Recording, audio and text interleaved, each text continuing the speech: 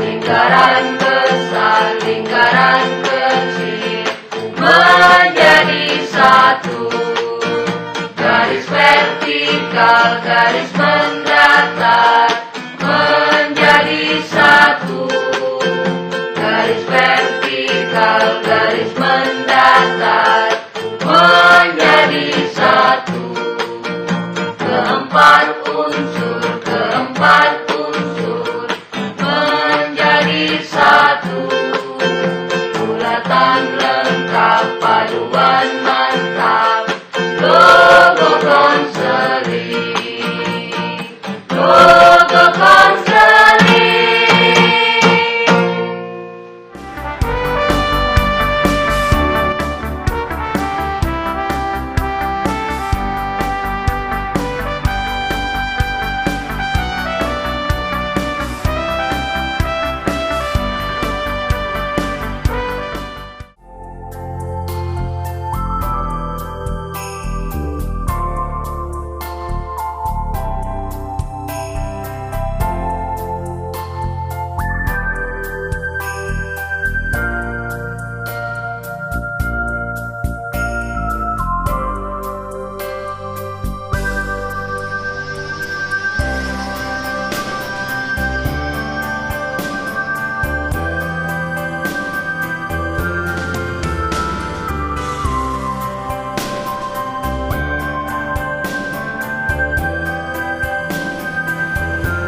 Di sekolah, kita menyelenggarakan pelayanan bimbingan dan konseling melalui 9 jenis layanan dan 6 kegiatan pendukung. Adapun ke-9 jenis layanan itu adalah: pertama, layanan orientasi; kedua, layanan informasi; ketiga, layanan penempatan dan penyaluran; keempat, layanan penguasaan konten; kelima, layanan konseling perorangan; keenam, layanan bimbingan kelompok; ketujuh, layanan konseling kelompok; kedelapan, layanan konsultasi; dan ke-9, layanan mediasi. Dua jenis layanan yang akan kita tampilkan kali ini adalah layanan ke-6, bimbingan kelompok, dan layanan ke-7, layanan konseling kelompok. Kita akan menampilkan 2 kali layanan bimbingan kelompok, masing-masing dengan topik tugas dan topik bebas. Selanjutnya nanti, setelah penyelenggaraan bimbingan kelompok, kita juga akan menampilkan layanan konseling kelompok yang membahas masalah-masalah individu peserta kelompok. Untuk layanan bimbingan kelompok dan juga konseling kelompok, kita menggunakan 4 tahap kegiatan. Pertama, tahap pembentukan; kedua, tahap peralihan; ketiga, tahap kegiatan; dan keempat, tahap pengakhiran. Demikianlah urut-urutannya, dan sekarang kita akan mulai dengan penyelenggaraan layanan bimbingan kelompok dengan topik tugas. Saya ucapkan selamat datang dan terima kasih atas kesediaan anak-anak. Dan pada siang hari ini kita akan mengikuti kegiatan yaitu bimbingan kelompok. Agar kegiatan kita ini mendapatkan ridho dari Tuhan Yang Maha Esa, marilah kita sejenak berdoa supaya nanti kita selalu mendapatkan petunjuk, mendapatkan bimbingan, mendapat rahmat dan hidayah, sehingga nanti apa yang kita lakukan ini bermanfaat dalam kehidupan kita. Berdoa dimulai.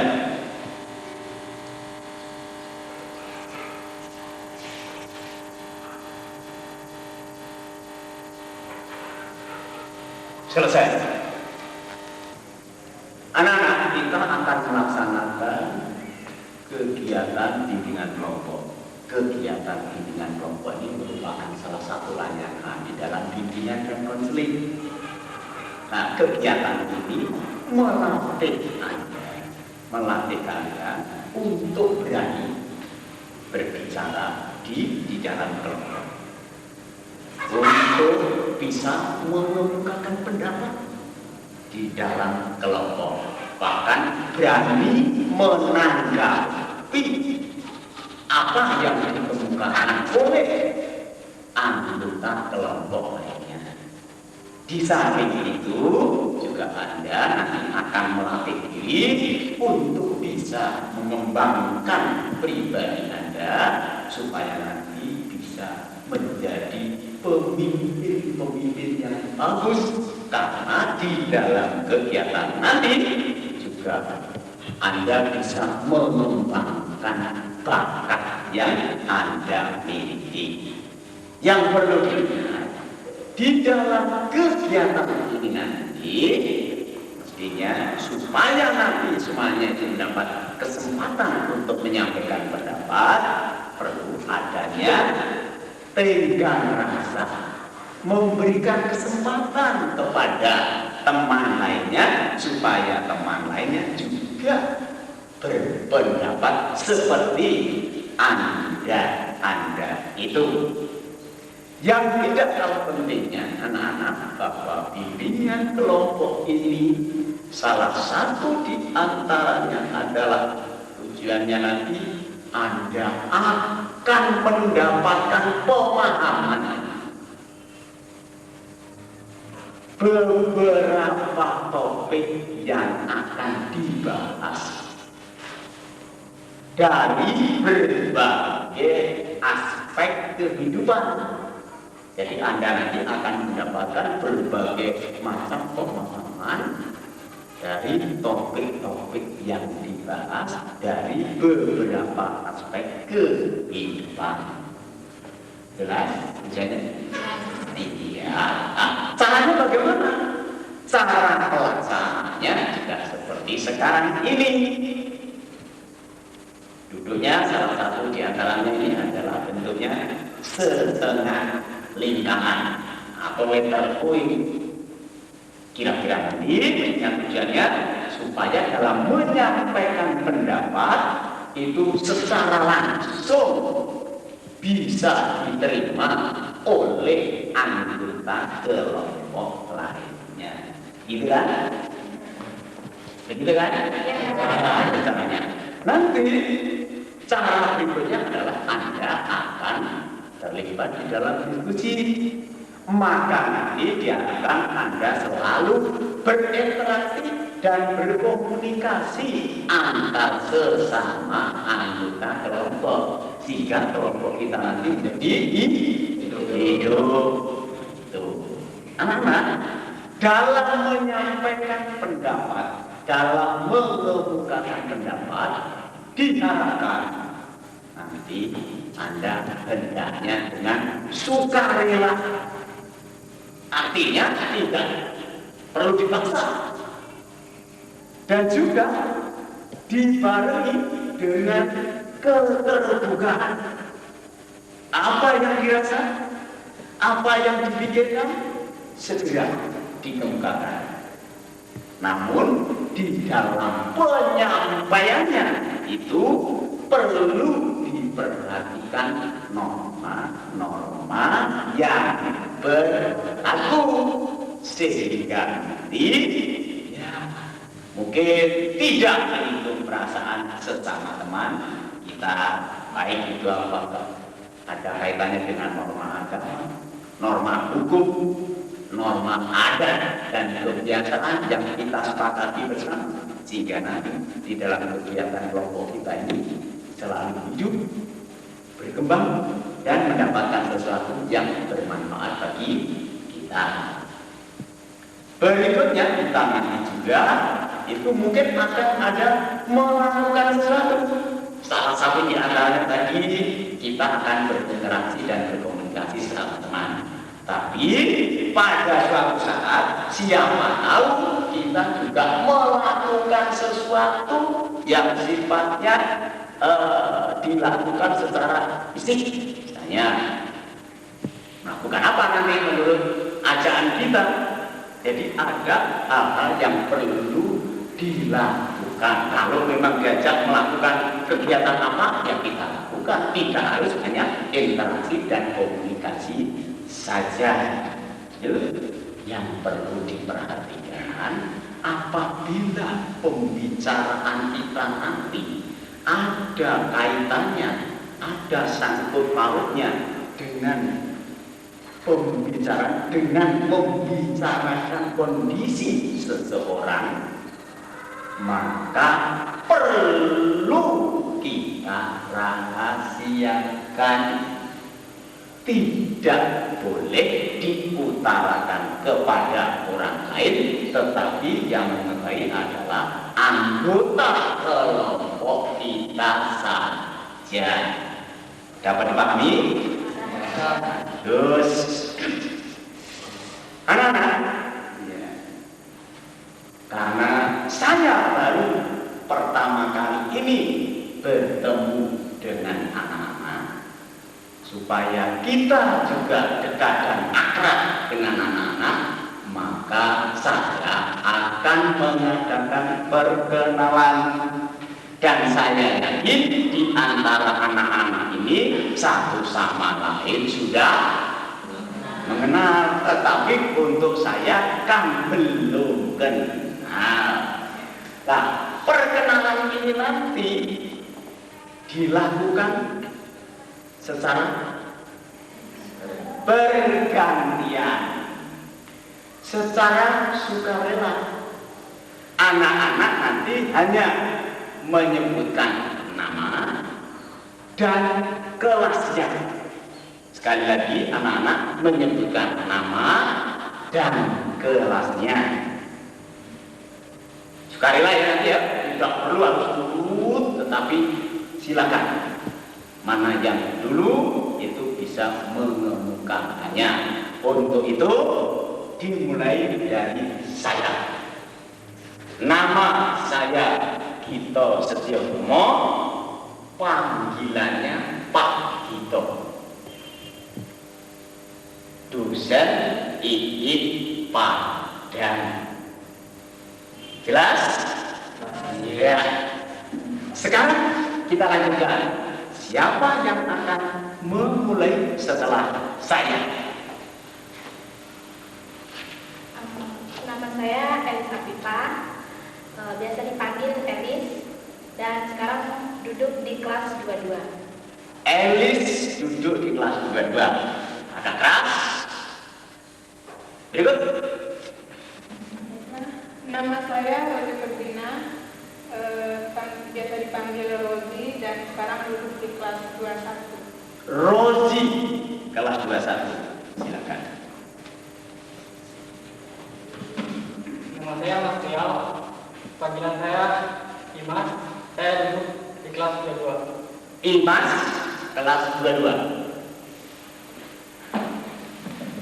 Nama saya Rudi, nama panggilan Nama saya Dodi Rohsen, nama panggilan Dodi. Sekarang saya duduk di kelas 21. Dodi duduk di kelas 21. Nama saya Muhammad Ismail Nasution, nama panggilan Is, saya duduk di kelas 15. Ismail duduk di kelas 15. Hadis. Nama saya Irawati, panggilan Ira, sekarang duduk di kelas 22. Ira duduk di kelas 22. Nama saya Surahman, biasa dipanggil Aijun, duduk di kelas 15. Aijun duduk di kelas 15. Nama saya Citra Ayu, panggilan Ayu, duduk di kelas 11. Ayu duduk di kelas 11. Nama saya Rismayati, bisa dipanggil Des, saya sekarang duduk di kelas 12. Sides kelas 1-2. Nama saya Sanif Subakti, biasa dipanggil Sanif, sekarang duduk di kelas 22. Sanif duduk di kelas 22. Silakan yang terakhir. Nama saya Gusti Rahmadita, biasa dipanggil Devi, duduk di kelas 21. Devita Devi duduk di kelas 21. Anak-anak, kita sudah saling memperkenalkan diri kita. Mudah-mudahan Bapak akan mengenalnya lebih dekat, sehingga nanti kita akan lebih akrab. Ya kan? Oke. Nah, untuk selanjutnya, mari kita rangkaikan nama panggilan tersebut supaya kita lebih dekat, lebih akrab. Itu nama kita akan kita rangkaikan. Jadi dimulai dari Elis ke kanan. Caranya Elis menyebutkan namanya sendiri. Kemudian yang berikutnya adalah si Mas menyebutkan nama Elis. Setelah menyebutkan nama Elis, baru nama si Mas sendiri. Begitu berikutnya yang menyebutkan mulai dari nama Elis. Silakan, Elis. Nama saya Elis. Elis, ya, Elis. Dimas. Elis, Dimas, Ayu. Elis, Dimas, Ayu, Ijun. Elis, Dimas, Ayu, Ijun, Devi. Elis, Dimas, Ayu, Ijun, Devi, Dodi. Elis, Dimas, Ayu, Icun, Devi, Rozi. Elis, Dimas, Ayu, Ijun, Devi, Dodi, Rozi, Ismail. Elis, Dimas, Ayu, Icun, Devi, Dodi, Rozi, Ismail. Sudah. Elis, Dimas, Ayu, Ijun, Devi, Dodi, Rozi, Ismail, Ides, Sanif. Elis, Dimas, Ayu, Ijun, Devi, Dodi, Rozi, Ismail, Des, Sanif, Ira. Elis, Dimas, Ayu, Ijun, Devi, Dodi, Rozi, Ismail, Des, Sanif, Ira, Gito, Setio, Utomo. Oke, sudah saling kenal kita? Ya. Sudah akrab kita? Nah, setelah kita merasa akrab, mari kegiatan kita lanjutkan. Anak-anak, seperti awal tadi sudah disebutkan bahwa kita akan melaksanakan suatu diskusi. Yang kita diskusikan ini adalah topik bahasan.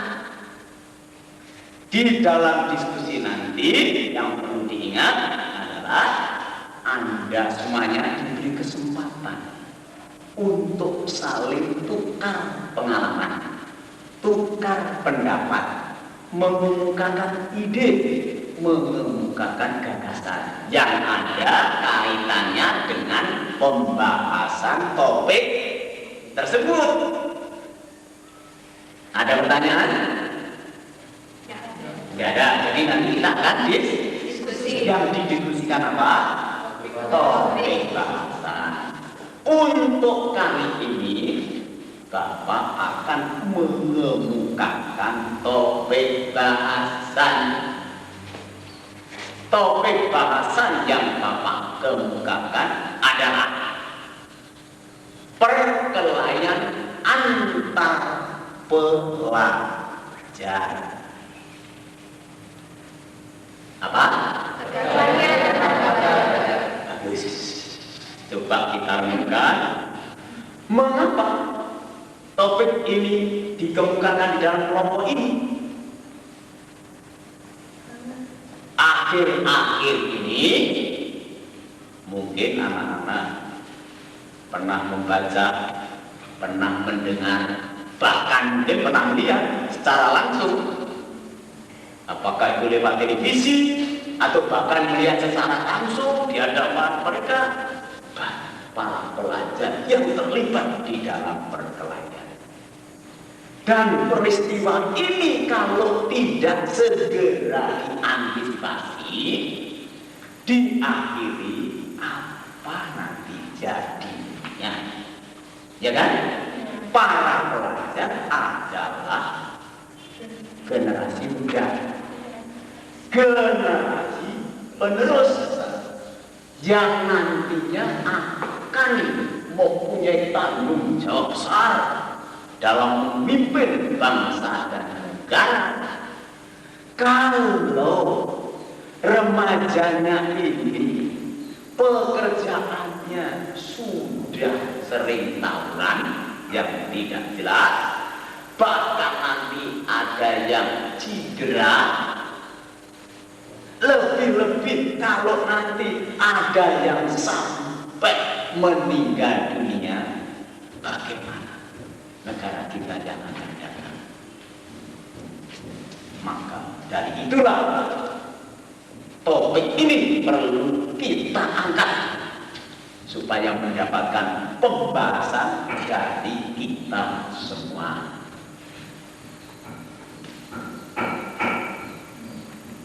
Sudah jelas?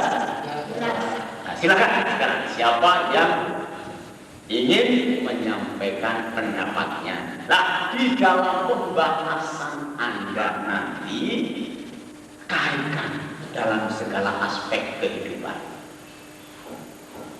Apakah itu aspek kehidupan secara pribadi, aspek kehidupan ya yang ada kaitannya dengan ketuhanan yang Maha Esa, aspek kehidupan yang ada kaitannya dengan kehidupan keluarga, sosial, budaya, dan lain sebagainya. Paham?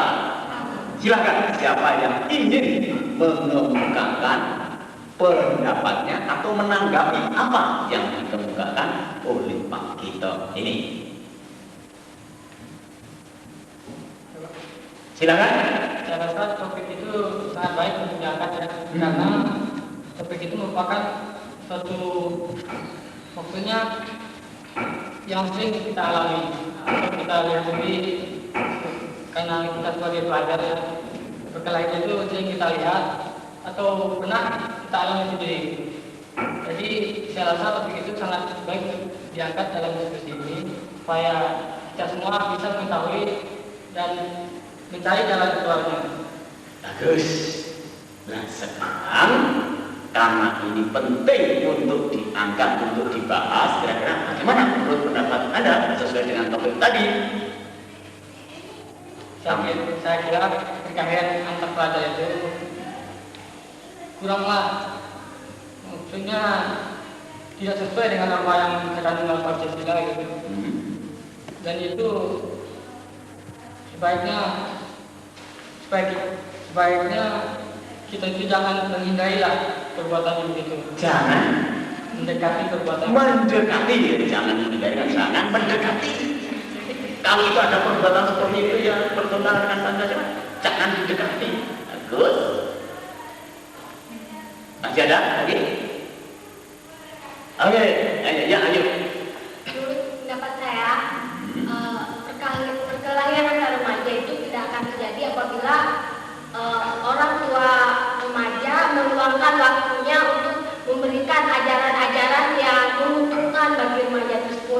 sehingga remaja tersebut bisa terhindar dari hal-hal yang tidak diinginkan. Juga remaja itu harus menyibukkan diri dengan hal-hal yang positif dan juga menguntungkan. Dan kesimpulannya, agar orang tua bisa meluangkan waktu yang lebih banyak untuk memberikan ajaran-ajaran yang positif. Itu yang dikemukakan oleh Ayu. Siapa lagi? Ya, Rosi. Sebaiknya ya, remaja itu memang suka sekali membesar-besarkan masalah. Sebenarnya perkelahian pelajar itu biasanya bermula dari masalah yang sepele saja. Misalnya temannya itu yang dihina oleh teman dari sekolah lain gitu. Jadinya dia bawa teman gitu. Jadi nantinya akhirnya menjadi tawuran atau gimana gitu.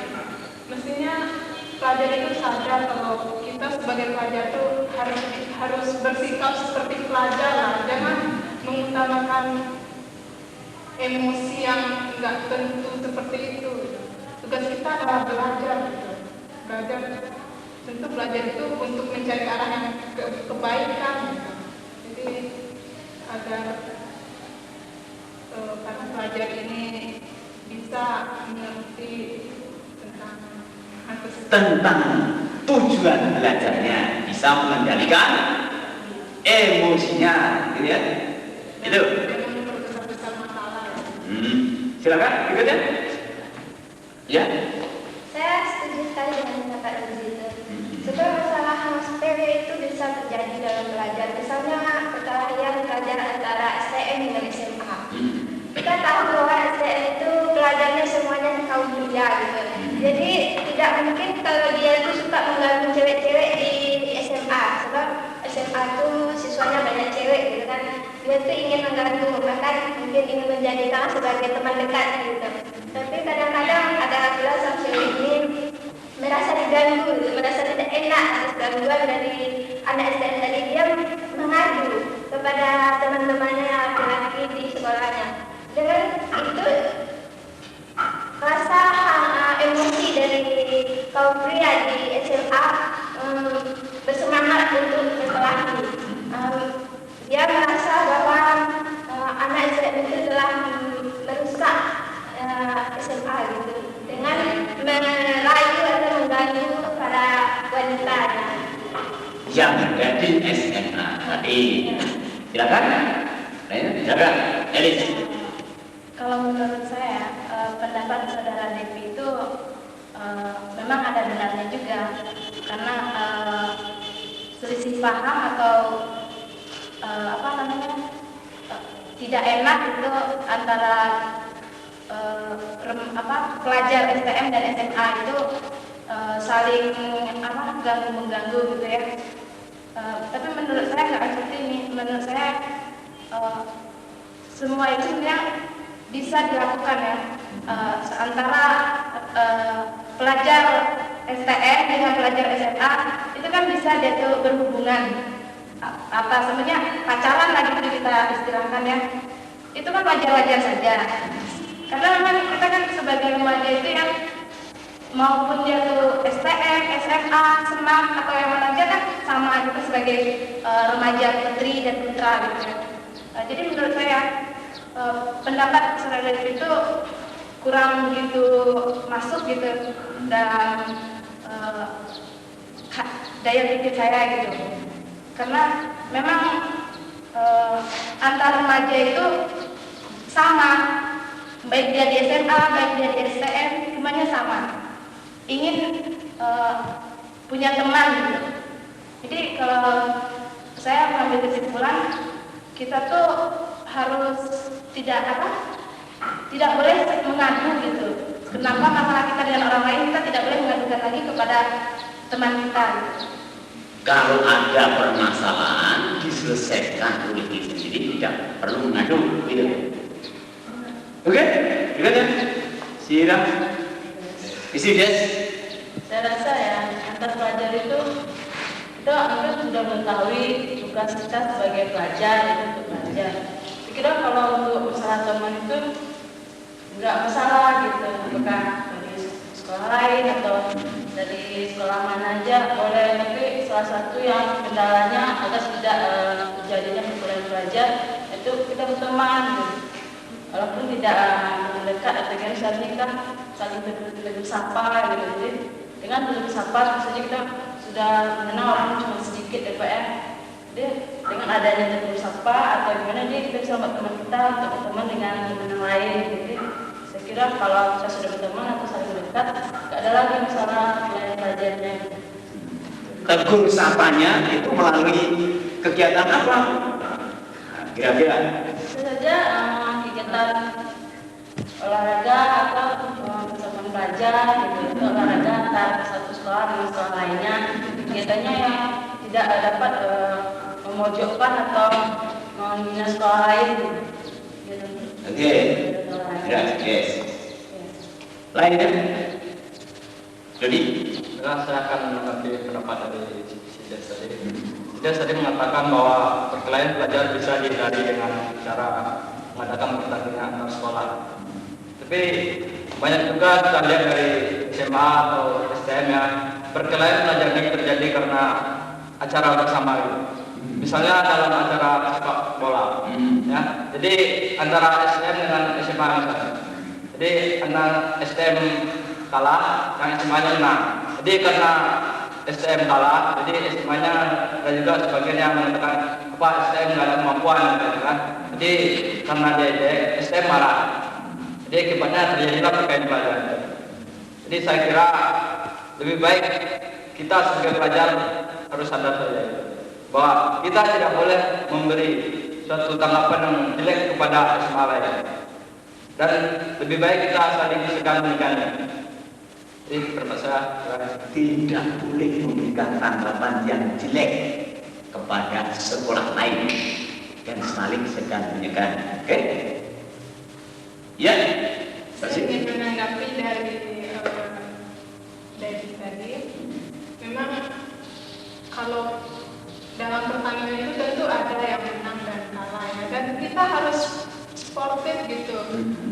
Nggak mungkin kalau kita kalah itu mungkin karena nggak kemampuan. Jadi memang kita udah berusaha sebaik-baiknya gitu. Terus kalau cuma karena hal itu dimasalahkan, saya rasa itu nggak logis, nggak gimana gitu. Nggak logis ya, karena itu dipermasalahkan. Lah seharusnya bagaimana? Benar-benar. Ya seharusnya bersikap sportif lah gitu. Bersikap sportif. Kalah menang itu bukan menjadi permasalahan. Tapi memang ya kalau tidak ada yang kalah, berarti ya bagaimana nanti ya? Oke, sportif ya, sikap sportif. Ya. Saya akan menanggapi dari Iya. sikap sportif pada saat ini anak-anak remaja atau siswa lainnya sikap sportif itu yang kurang. Yang lebih banyak dari remaja ini adalah emosional yang tinggi gitu. Jadi dengan kekalahan itu dia tidak merasa kurang senang gitu. Dia ingin dia yang lebih, dia yang paling gitu. Jadi untuk mengapakan emosional itu, untuk mengungkapkan emosional itu, dia mengejek dan sebagainya. Jadi timbullah perkelahian itu. Dalam hal ini saya kira bimbingan atau arahan dari para guru pembina saya rasa cukup bisa menahan emosi para pelajar. Karena dalam pertandingan itu pelajar itu bisa diarahkan agar dia tidak mengejek atau menghina sekolah yang lawan bertanding tadi. Jadi saya rasa arahan dari guru itu sangat mendukung. Jadi perlu mendapatkan arahan dan bimbingan dari guru masing-masing sekolah itu. Oke? Memang betul yang dikatakan saudara dari tadi. Kenakalan remaja bisa diantisipasi dengan adanya bimbingan para guru. Tetapi bukan cuma guru saja, dari pihak keluarga kita pun bisa juga membimbing pihak-pihak yang berwajib. Kalau melihat kenakalan remaja itu agak mulai melanggar peraturan, maunya yang berwajib itu melerai itu, jangan terjadi. Jadi kerjasama antara pihak-pihak tertentu sangat diperlukan untuk membina si anak yang panik. Pamannya orang tua memberi perhatian secara kontinu, guru memberikan perhatian secara kontinu, ya berwajib jangan cuma yang diperlukan untuk memberi nasihat kepada pelajar gitu. Jadi kalau dengan itu pun tak akan berhasil kalau tanpa kesadaran kita gitu. Kalau secara kontinu pun kita dinasihati, kalau kesadaran kita tidak ada, itu pun tak akan berguna. Jadi supaya terlaksana itu, kesadaran kita pun ada, pembinaan dari guru, orang tua pun ada. Jadi kerjasama antara itu bisa menghasilkan remaja ini menghasilkan pribadi yang bermental baik. Tadi ada kesadaran kita masing-masing perlu ada ya. Silakan. Saya akan menambahkan beberapa dari teman-teman semuanya. Tadi yang dikemukakan hanya perkelahian antar sekolah.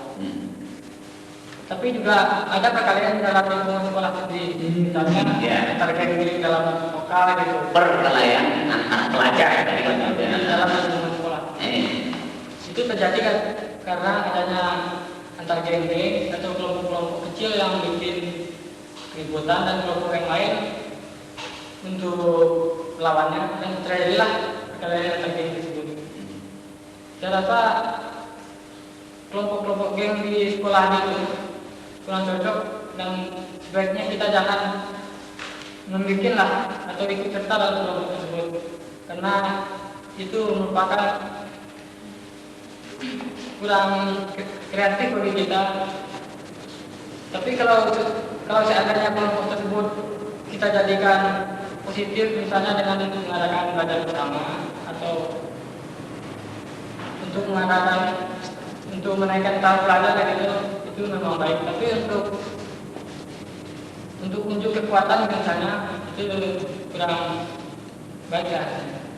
Ya, kalau di sekolah sendiri antar pelajar tadi adanya geng, hendaknya geng menyadari bahwa perbuatan itu sudah mestinya kurang diterima oleh di kalangan pelajar itu sendiri. Ya. Saya bisa mengambil kesimpulan dari teman-teman tadi bahwa untuk menghindari perkelahian antar pelajar itu hanyalah dengan kesadaran kita sendiri dan berdisiplin pribadi akan diri sendiri. Bagaimana hubungannya dengan organisasi intrasekolah, dan bagaimana hubungannya dengan ibu bapak guru, pembimbing, bagaimana hubungannya dengan ibu bapak guru wali kelas? Bagaimana kira-kira? Iya. Kalau menurut saya, hubungan dengan intrasekolah atau hubungannya pelajar dengan guru itu ya harus di sekolah itu dibentuk suatu organisasi. Seperti kan di sekolah memang sudah terbentuk OSIS ya, organisasi pramuka, PRM atau ROHIS. Juga masih ada organisasi-organisasi lain seperti Palang Merah Remaja gitu ya. Itu memang seharusnya pelajar itu perlu mengikuti organisasi-organisasi tersebut. Mengapa perlu memasuki organisasi-organisasi tersebut? Karena di dalam organisasi itulah kita bisa menumbuhkan rasa percaya diri, rasa disiplin, rasa solidaritas terhadap kawan. Juga di dalam organisasi itu juga kita punya wawasan yang luas. Jadi kita kalau mau berkelahi antar teman gitu ya, kita kan berpikir juga ya gimana efeknya nanti setelah kita berkelahi.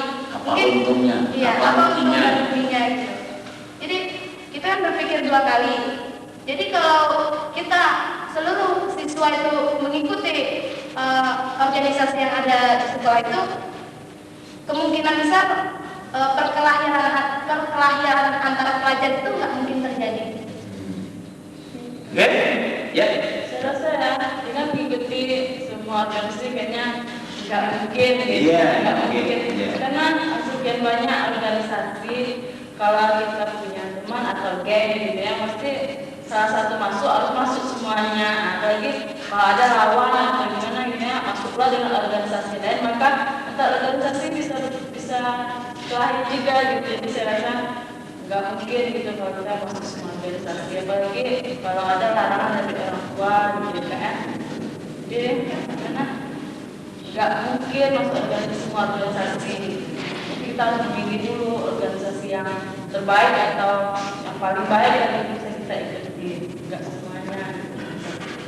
Yang dimaksud hendaknya setiap siswa memasuki salah satu organisasi intrasekolah, kan begitu, supaya mendapatkan kesempatan untuk mengembangkan diri, kan begitu.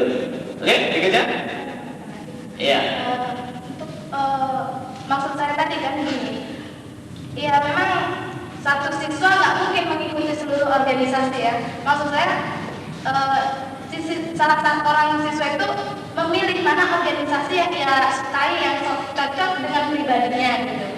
Dia memasuki organisasi pramuka gitu. Oh saya suka di sini. Nah, dia tentu mengikuti dan mengembangkan terus serta rajin dia mengikuti pramuka gitu. Kemudian antar pelajar gitu ya, memang ada geng-geng gitu. Menurut saya geng-geng itu tidak baik gitu ya. Jadi kesimpulannya janganlah kita membuat geng-geng gitu. Jadi kita tuh anggap saja semua teman itu geng gitu. Jadi satu sekolah satu geng gitu. Jadi nggak ada geng-geng gitu.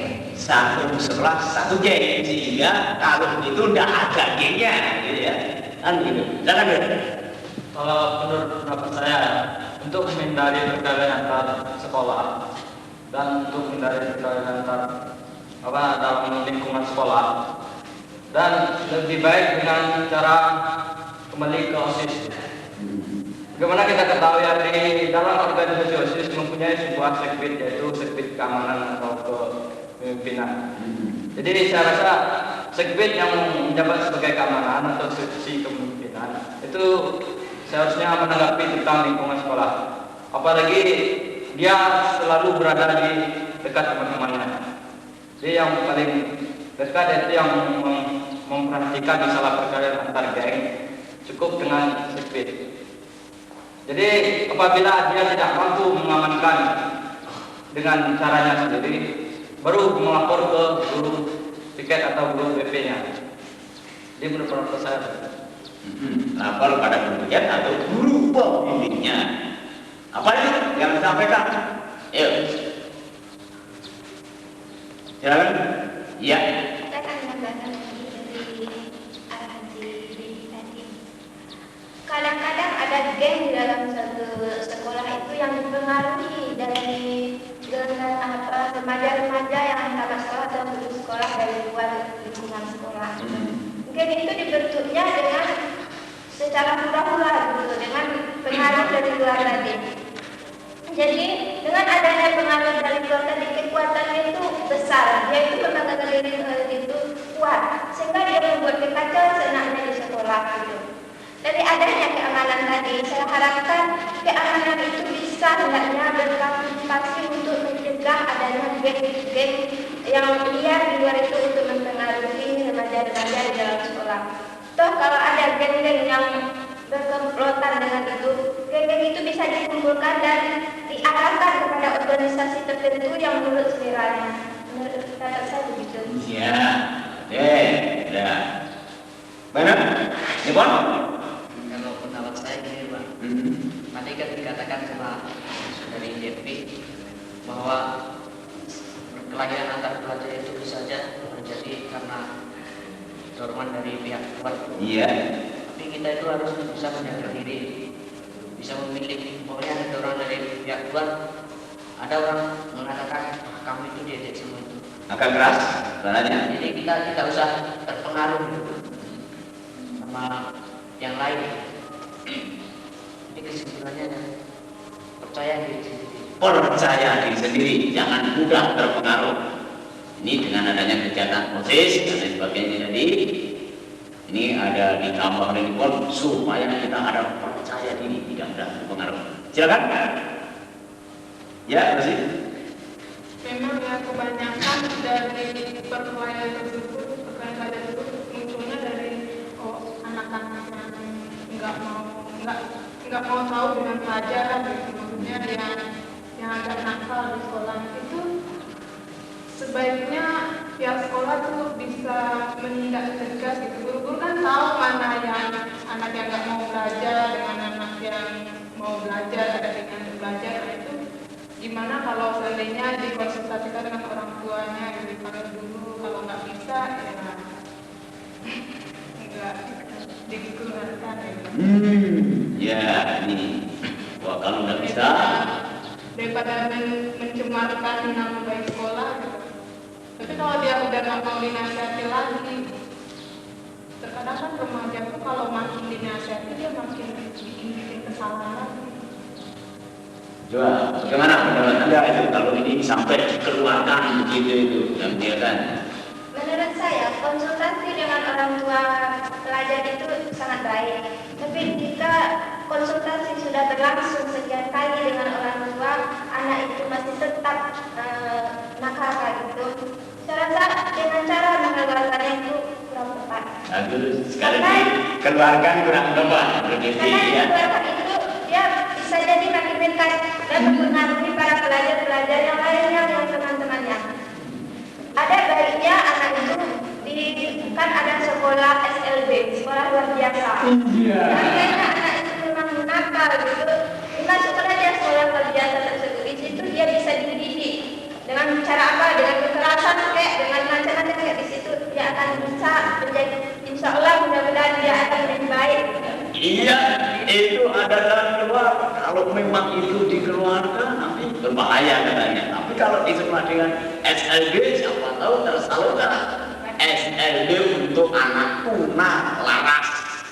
Iya kan? Di Tangerang memang ada itu. Bagus, David. Ayo ini bagus. Siapa lagi? Ayo. Saya pendapat Devi itu ada benarnya. Tapi sebelum kita masukkan ke sekolah tersebut, kita sebagai temannya juga bisa membantu. Karena kita mengajak dia diskusi dan berdua dengan cara pelan-pelan kita ajak dia ke jalan yang baik. Tapi kita itu mengajaknya dengan jangan dengan cara kekerasan. Jangan sampai kita juga yang dihajar sama dia. Jadi kesimpulannya kita tuh harus sebagai temannya kita harus bisa menasihatinya dengan baik dan perlahan-lahan dia ke jalan yang benar. Jadi ini ada bimbingan teman sejawat, diajak lanjut apa kira-kira persoalannya, didekati, diajak untuk berdialog, berdiskusi. Iya. Jadi pendapat dari saudara itu yang betul. Yang dikeluarkan itu memang jelas dikeluarkan kalau dari sekolah lain, dari sekolah SMA itu. Makanya SMA ini mengeluarkan anak ini pergi ke sekolah SLB. Itu namanya udah dikeluarkan gitu. Tetapi pengeluarannya itu secara terhormat gitu. Dikeluarkannya untuk disekolahkannya ke SLB gitu. Jadi biarpun nanti ada dia media-media dari sekolah, biarpun dia punya teman yang bisa menasihati, kalau dia pun dia ada dari perhatian orang tua, tetapi kalau tidak ada kesadaran kita itu semua musnah. Yang penting adalah yang pentingnya kesadaran kita gitu. Yang kesadaran kita ini tonggak dari seluruhnya. Kesadaran ini memang agak sulit ditimbulkan dari pribadi kita sendiri.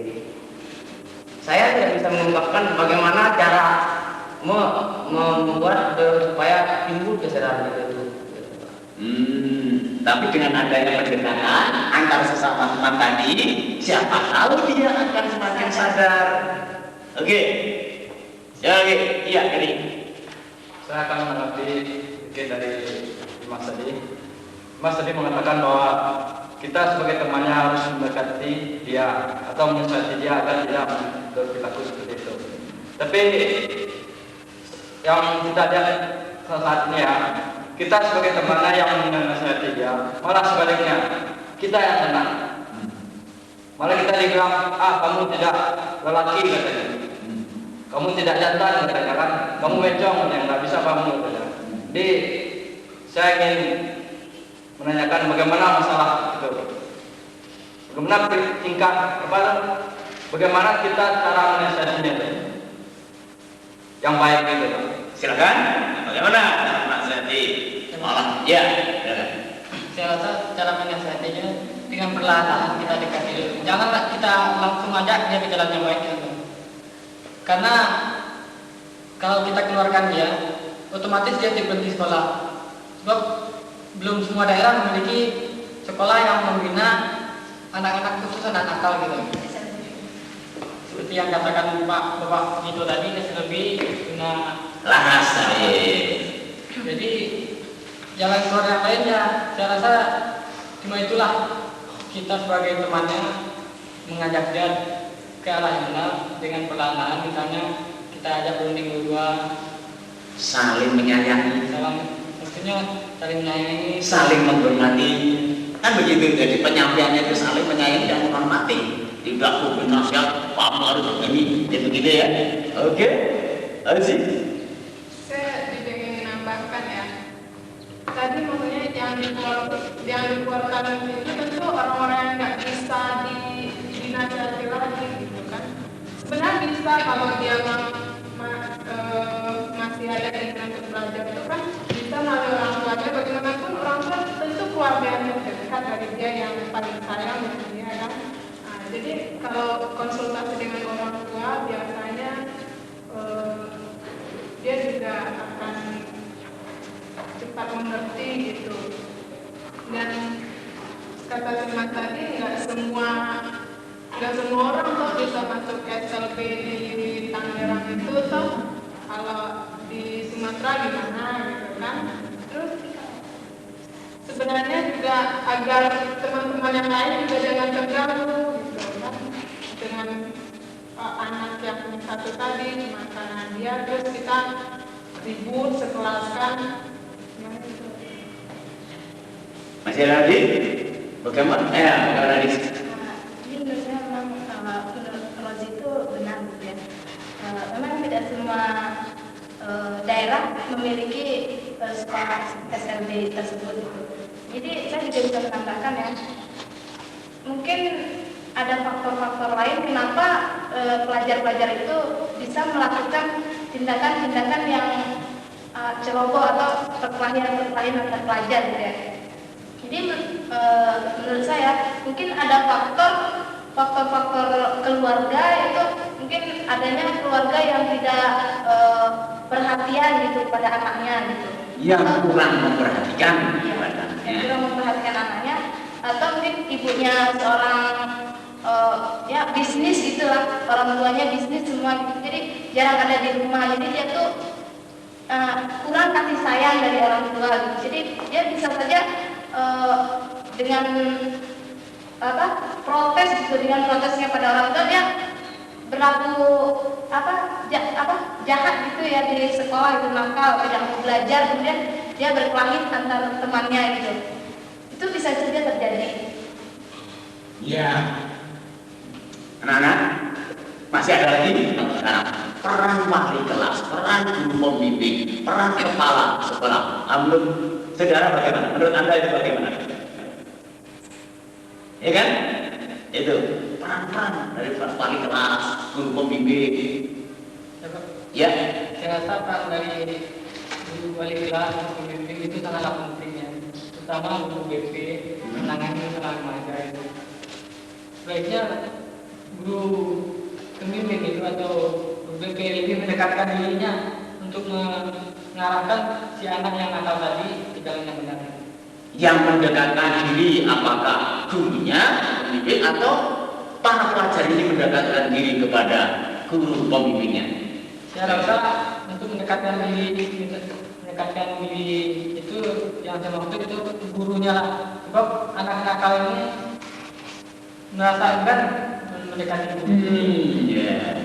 Nah, jadi kalau anak nakal sering-sering enggan mendekati gurunya. Ya, masih ada lagi? Ada lagi. Menurut pendapat saya kurang setuju dengan kata manusia.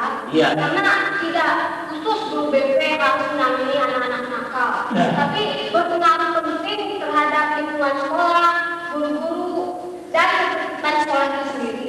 Apabila sekolah itu tidak tertibkan, bisa saja tawuran itu akan terjadi dalam lingkungan sekolah. Dan guru wali kelas juga harus memberikan arahan-arahan yang positif dan menurut kita bermanfaat gitu. Dan tidak harus guru BP yang harus menangani anak-anak nakal.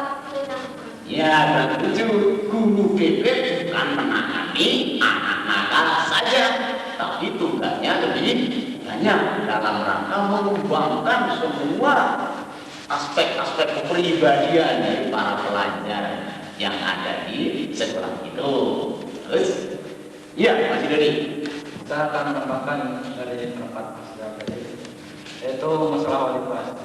Ya, wali kelas bisa bertindak dengan cara yaitu memanggil siswa yang nakal tersebut dan membicarakan masalah kenapa dia sampai berbuat seperti itu. Jadi wali kelas pun harus memperhatikan murid dia, atau memang wali kelas ya terdekat daripada murid-murid, daripada guru BP atau guru lainnya.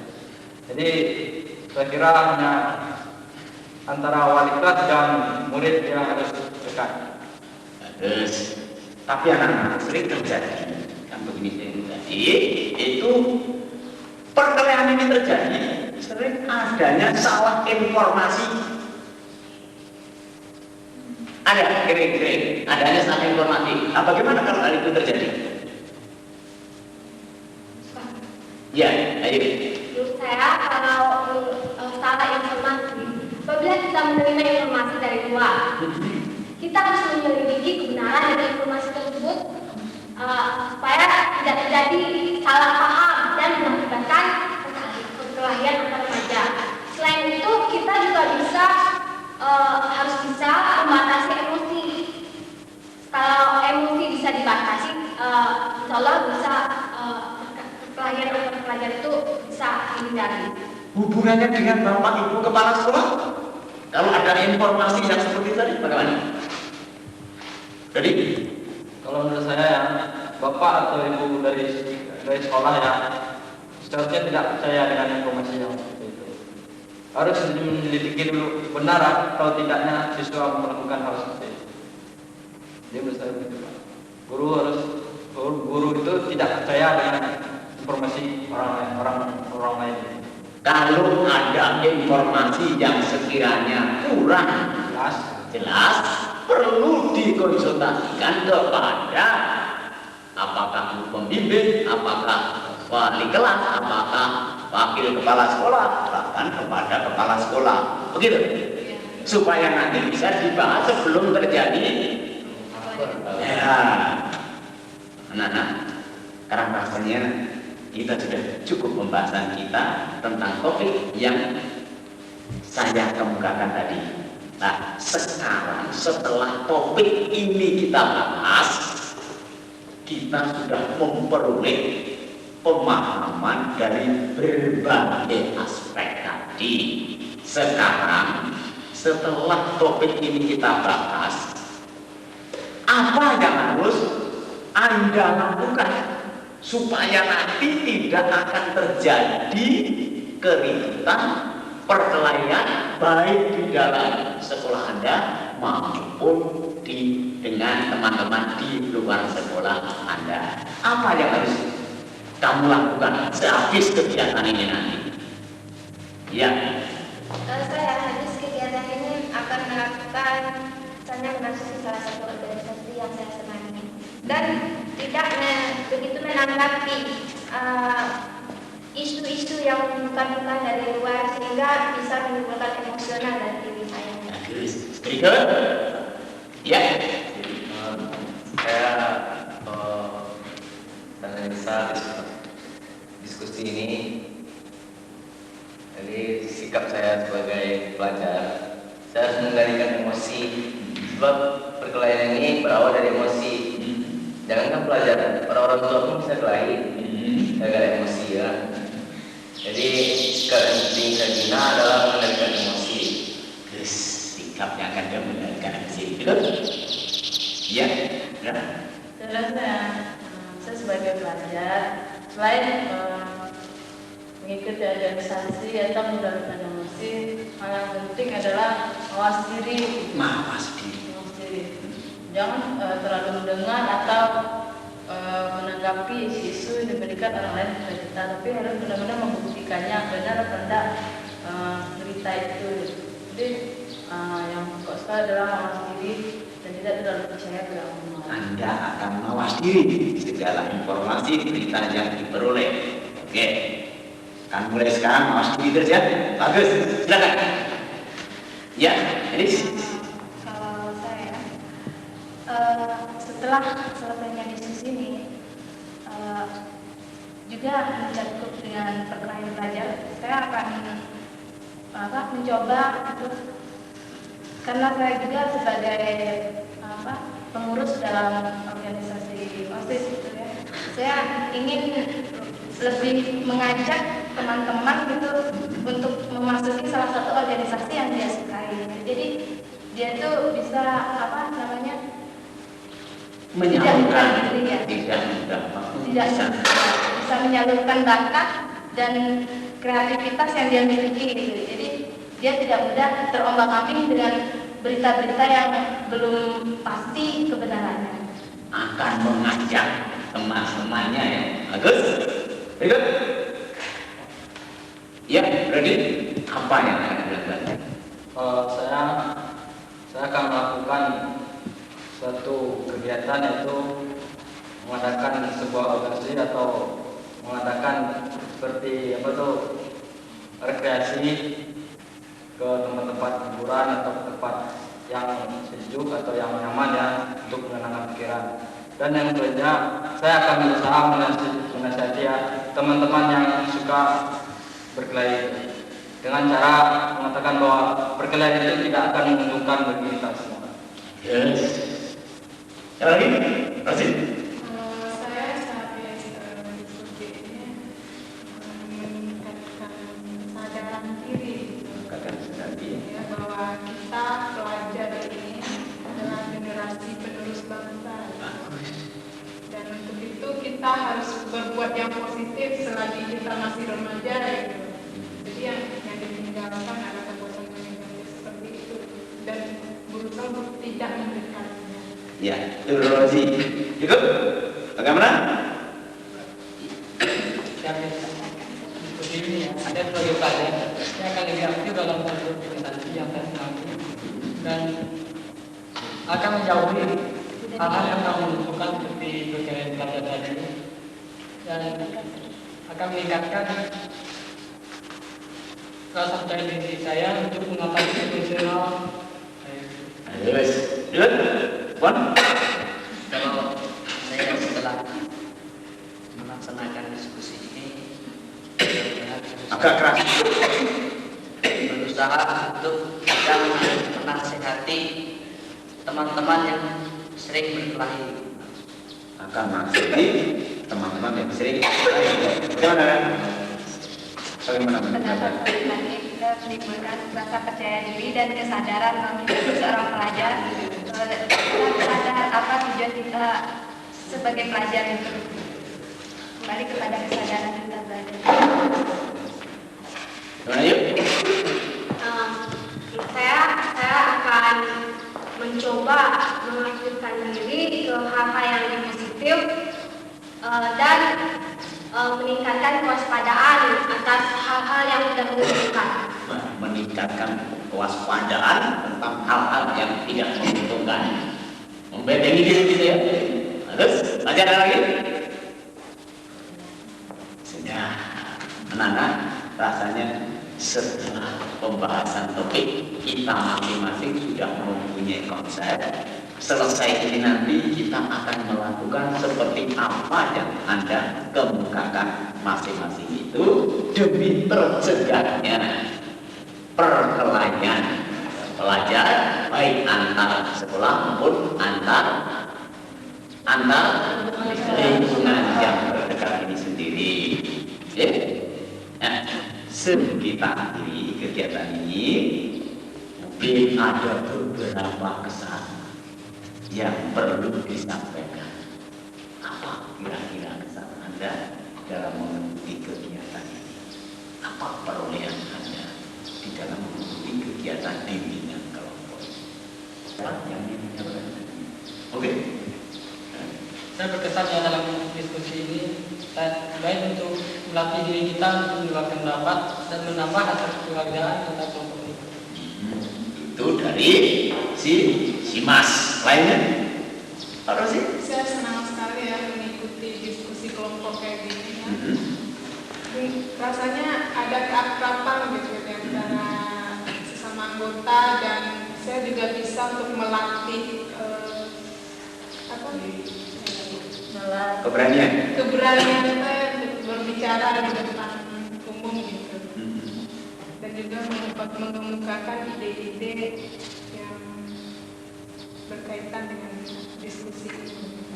yang berkaitan dengan topik permasalahan tadi. Oke, jadi saya sangat terharu sekali tentang kegiatan ini.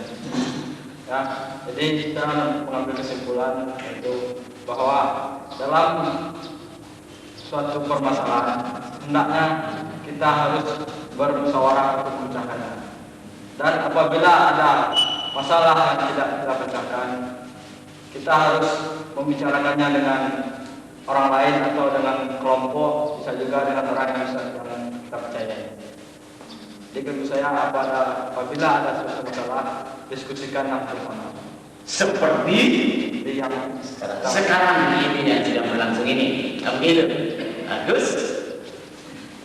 Iya, Liz. Kalau saya punya pesan-pesan untuk dia punya pesan dan kesan. Kesan dulu kesan. Ya.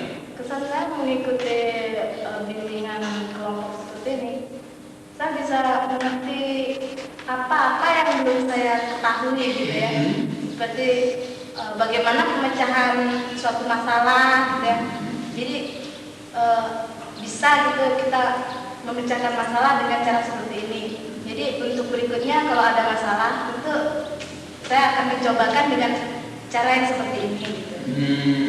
Jadi mendapatkan sesuatu apa itu yang belum pernah diketahui gitu ya, sehingga nanti akan ditindaklanjuti kalau memang menemukan sesuatu itu. Udah kan? Ya, Sanip. Kalau pesan saya dilakukannya diskusi kelompok ini, yaitu saya bisa menambah wawasan dan pengalaman. Menambah wawasan dan pengalaman ya. Dari mana saja dari dilakukannya di sini. Oke. Aja. Enggak ada. Enggak.